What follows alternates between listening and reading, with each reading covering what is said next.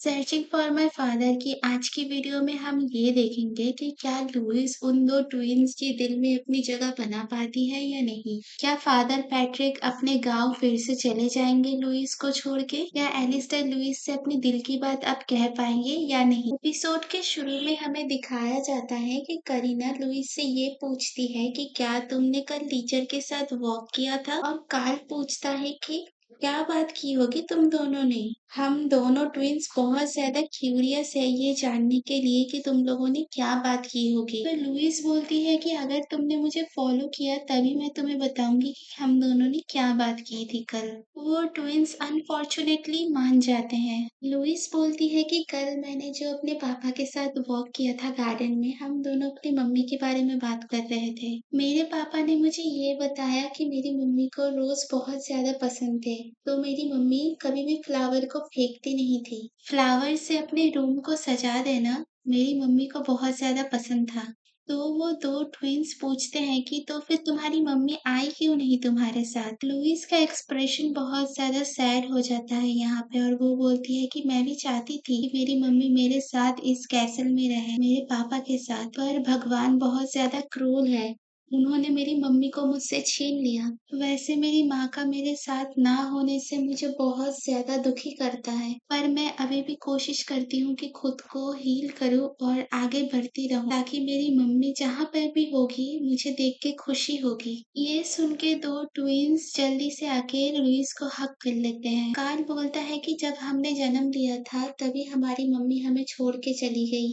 करीना बोलती है कि इसलिए मुझे पता है कि तुम क्या फील कर रही हो लुइस, और अब से कुछ भी हो जाए हम दो ट्विन्स तुम्हारे साथ ही रहेंगे। इसके बाद करीना पूछती है कि तुम हमारे साथ इतनी फॉर्मली कैसे बात कर रही हो लुइस। लुइस पूछती है कि क्या मुझे इतनी फॉर्मली बात नहीं करना चाहिए। कार्ल बोलता है कि तुम हमारी टीचर की बेटी हो तो तुम भी इम्परेटर हुई ना। यहाँ पे करीना बोलती है कि हम लोगों का फैमिली जेनरेशन वाइज इम्परेटर फैमिली के लिए लॉयल है, तो हम जब बड़े हो जाएंगे तब हम तुम्हारे ऑर्डर्स को फॉलो करेंगे लुइस। यहाँ पे दो ट्विन्स लुइस के सामने झुक के अपनी लॉयल्टी को दिखाते हैं और बोलते हैं कि आज से फॉर्मेलिटी से बात मत करना हमारे साथ। तो यहाँ पे लुइस बोलती है कि माना कि तुम्हारा फैमिली हमारे फैमिली के लिए हमेशा लॉयल रहता है जेनरेशन वाइज, पर मेरे लिए तुम सबसे पहले मेरे दोस्त हो, क्योंकि इससे पहले मैंने कभी किसी के साथ दोस्ती नहीं करा, तो तुम दो ट्विन्स मेरे सबसे पहले दोस्त हो। तो मैं चाहती हूँ कि तुम दोनों सिल्वेस्टर किंगडम के सबसे पहले दोस्त बनो मेरा।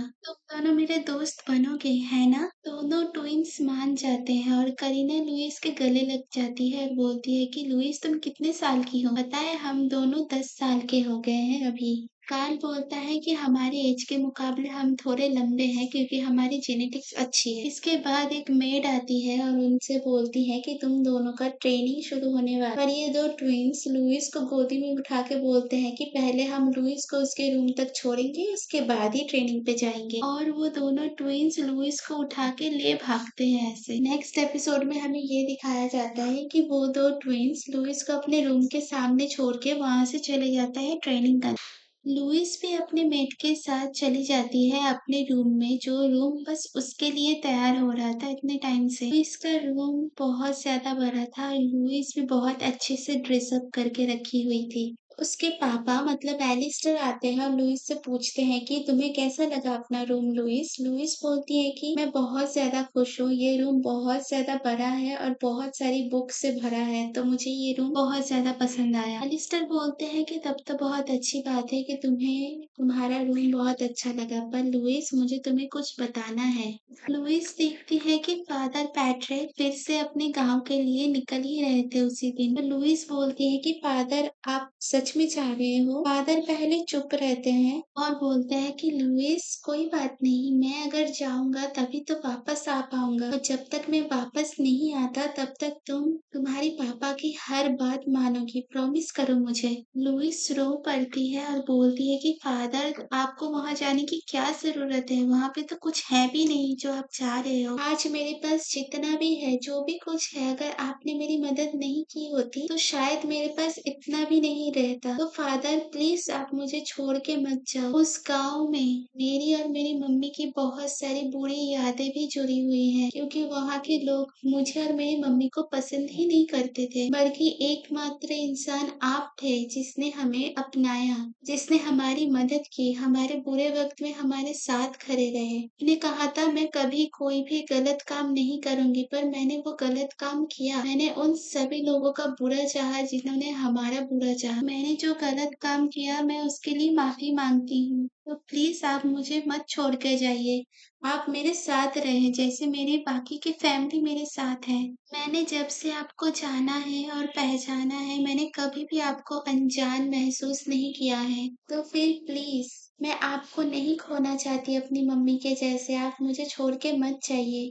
अगर आप फिर से उस गांव में जाएंगे तो पता नहीं बेंजामिन अंकल आपके साथ क्या करेंगे, और मुझे नहीं लगता कि मैं आपको दोबारा से देख पाऊंगी। तो फिर आप मत जाइए। ये बोल के लुइस रोने लग जाती है फादर पैट्रिक को हक करके। यहाँ पे फादर पैट्रिक बोलते हैं कि Louis thank you so much तुम्हारी दिल की बात मुझे बोलने के लिए, और मैं हमेशा के लिए उस गांव में नहीं जा रहा हूँ। मुझे कुछ काम है जो कि कंप्लीट करने हैं। यहाँ पे एलिस्टर बोलते हैं कि फादर आपका काम हो जाने के बाद मैं किसी को भेजूंगा आपको वहां से लेके आने के लिए। फादर पैट्रिक एलिस्टर को बोलते हैं कि आप लुइस का ध्यान रखना और मैं अभी चलता हूँ। ये बोल के फादर पैट्रिक चले जाते हैं वहां से। फादर पैट्रिक को जाते हुए देख के लुइस उसके पापा से ये बोलती है कि क्या आप मुझे हक कर सकते हो।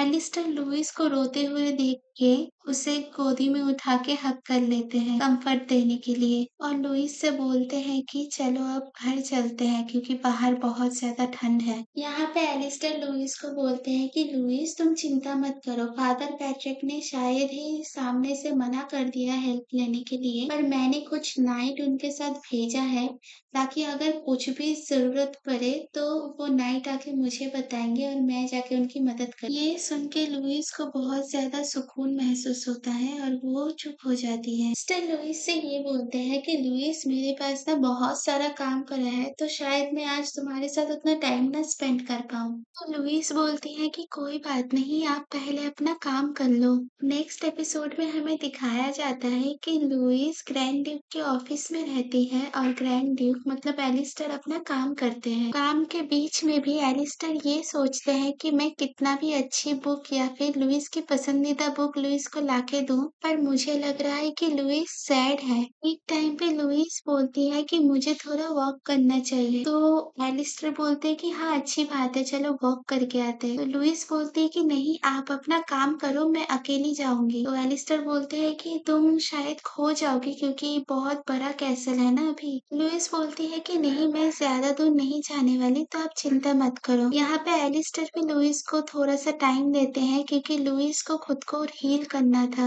लुइस कैसल के अंदर चलते चलते कहाँ चली आती है लुइस को खुद पता नहीं चलता, और यहाँ आके लुइस गुम हो जाती है। लुइस को कैसल के अंदर जाने का रास्ता ही नहीं मिलता। जितना तेज हो सकता था लुइस ने भागने की पूरी कोशिश की और रास्ता ढूंढने की भी पूरी कोशिश की, पर लुइस कुछ भी करे लुइस को अपने घर का रास्ता नहीं मिल रहा था वहां से। ये सोचती है कि क्या यही वो गार्डन है जिसके बारे में मेरे पापा मुझे बता रहे थे। लुइस एक ही जगह पे बैठ जाती है और उसके पापा के उसके पास आने का वेट करती है क्योंकि उसे पता था कि वो खो गई है। लुइस देखती है कि अंधेरा हो गया है पर उसके पापा अभी तक उसको ढूंढने के लिए नहीं आए, तो वो खुद ही भागने लगती है फिर से उस जंगल के अंदर से ताकि उसे बाहर जाने का रास्ता मिल जाए। पर इस बार भी वो फेल हो जाती है रास्ता ढूंढने में, तो इसलिए इस बार लुइस जोर से चिल्लाती है कि क्या यहाँ पे कोई है? कोई मेरी आवाज सुन रहा है? मैं यहाँ पे गुम हो गई हूँ। प्लीज कोई मुझे बताओ क्या कोई यहाँ पे है या मैं यहाँ पे अकेली ही हूँ बस।